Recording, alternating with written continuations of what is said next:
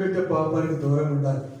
రెండోగా నిత్యం ప్రభు భయంతో నడుచుకోవాలి. ఎలా ఉంది మన జీవితం బిడ్డ? నీకు నువ్వే నాకు నేను పరీక్షించుకోవాలి. భయం అనేది చాలా అవసరము. భయం ఉందంటే అన్ని ఆలోచిస్తావు. దేవుని భయం ఉందంటే దేవుడు, దేవుని మందిరము, దేవుని ప్రజలు, దేవుని సంఘము, దేవుని ప్రార్థన ఎలా ఉన్నామని అన్ని ఆలోచిస్తావు. భయం లేకపోవడమే ఇష్టానుసారమైన జీవితం. ఈరోజు ప్రభుత్వమే దేవుని మంది ఆరాధించాలి, దేవుని మందికి వెళ్ళాలి, సమయానికి వెళ్ళాలి, ప్రభుతో ఉండాలి, ప్రభుని ఆరాధించాలి, ప్రభు బిడ్డలో సంతోషం ఉండాలి. ఇవన్నీ కూడా సాధారణ సులువుగా తప్పించింది. ఆ టైంకి ఎవరో పడతారు, ఆ టైంకి ఏదో పని కలిగింది, ఆ టైంకి ఏదో అర్జెంట్ ఎప్పటికప్పుడు వచ్చింది. ఎలాగైనా సరే దేవుని భయం లేకుండా చేయాలి. అది శత్రువు యొక్క ఉద్దేశం బిడ్డ. కాబట్టి నిత్యము నిలబడండి, ప్రభు భయంతో జీవించేవారుగా ఉండాలి. మూడవసుడు ఎస్తేరు గ్రంథం 3వ అధ్యాయము, ఎస్తేరు గ్రంథం 3వ అధ్యాయము 3వ అధ్యాయము చదువు 2 నుంచి చదువు. 3వ అధ్యాయము 2 నుంచి చదువు. కాబట్టి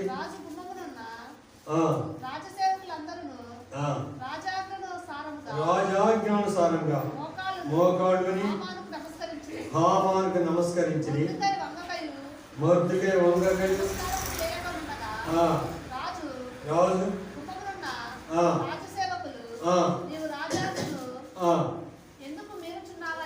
ఎందుకు మీరుచున్నావని అడిగి, ఈ ప్రకారం వారు ప్రతిదినము అతనితో చెప్పుచూ వచ్చినను అతను వారి మాట చెవిని పెట్టకపోయారు కనుక వారు మొర్దెకై యొక్క మాటలు స్థిరపడను లేదో చూడమని దాని హామానుకు తెలిపి, ఏలైనగా అతడు నేను యూదుల కనుక ఆ పని చేయజాలని వారితో చెప్పిండును. మొర్దెకై వంగకయు నమస్కరింపయు ఉండుట హామాను చూసినప్పుడు అతడు బహుగా కోపగించి మొర్దెకై యూదుడు చాలా జాగ్రత్తగా ఉంటాడు.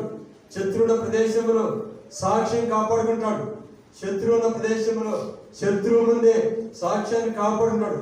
ఎవరు చెప్పరా, బైబిల్ లేదు, సేవకులు లేరు, ఆ దినాల్లో మరి ఏమీ లేదు. దేవుడు వాస్తవంగా ఆ దినాల్లో దేవుడు దూరంగా ఉండవచ్చు.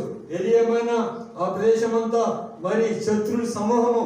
అయితే మొర్దెకై హామానికి రాజ్యాధికారి ఉన్నాడు. అర్థశాస్త్ర రాజు తర్వాత పరిపాలన చేస్తున్నాడు. అధిపతులు, సామంతులు, సైన్యము అందరూ వంగి సాష్టాంగ నమస్కారం చేస్తుంటే మొర్దెకై మాత్రము వంగినాడా? శత్రువు ఉన్న ప్రదేశంలోనే సాక్షాత్తుగా జీవించాలి. ఎక్కడున్నాడు శత్రువు మనకి? శత్రువు ఎక్కడున్నాడు మనకి? లోకంలో ఉన్నాడు, మన ఇంట్లోనే ఉన్నాడు, మన ఇంటి బయట ఉన్నాడు, మనం మాట్లాడే ప్రజల్లో ఉన్నాడు, మనం మాట్లాడే మనుషులో ఉన్నాడు, మనం స్నేహం చేసేస్తున్నాడు.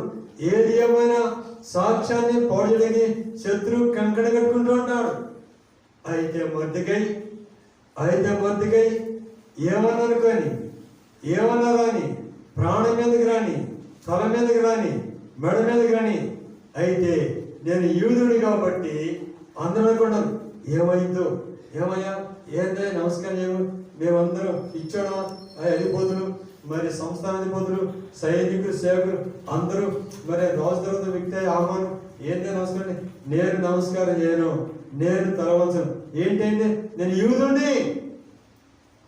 అంటే శత్రువు మధ్య మన సాక్ష్యాన్ని మనం కాపాడుకునేవారు బిడ్డ. చాలా జీవితం చాలా జాగ్రత్తగా ఉండాలి. శత్రువు చాలా భయంకరుడు. సులువుగా చిక్కులు పడతాడు, సులువుగా పాపాలు పడతాడు. ఏ ఒక్కటి జారిపోయినా సాక్ష్యం కోల్పోదాము. ప్రభు లేకపోతే, ప్రభు మనతో లేకపోయినా, మనం ప్రభుతో లేకపోయినా ఓరిని మోసగించబడతాం. కొత్త సంవత్సరంలో ప్రవేశించిన బిడ్డ, ఏమైనా తీర్మానం చేసుకున్నామో ప్రభు కొరకు ఎట్లా జీవించాలి. గత సంవత్సరంలో ఎన్నో లోపాలు, ఎన్నో పొరపాట్లు జరిగి ఉండొచ్చు. కొత్త సంవత్సరంలో ప్రవేశించబడినప్పుడు ఏదో ఒక మాట పెట్టుకొని ఏదైనా ప్రభు కోసం, ప్రభువా నన్ను నడిపించయ్యా, నేను ఇట్లా ఉండకూడదయ్యా, నువ్వు లేకపోతే నా వల్ల ఏం కదని ఏమైనా తీర్మానం చేసుకున్నావా ప్రభు కోసం?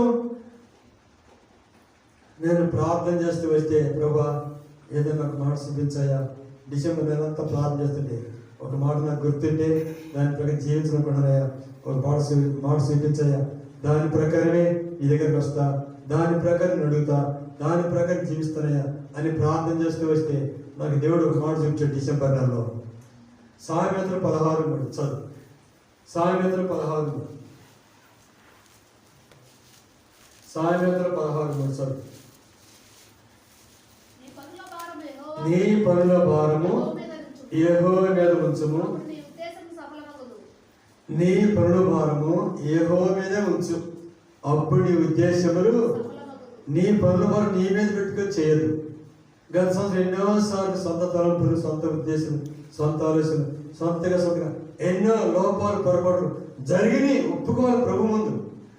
అతిశయించడం, గర్వించడం ప్రభుని బట్టి కాదు, మరి లోకాన్ని బట్టి.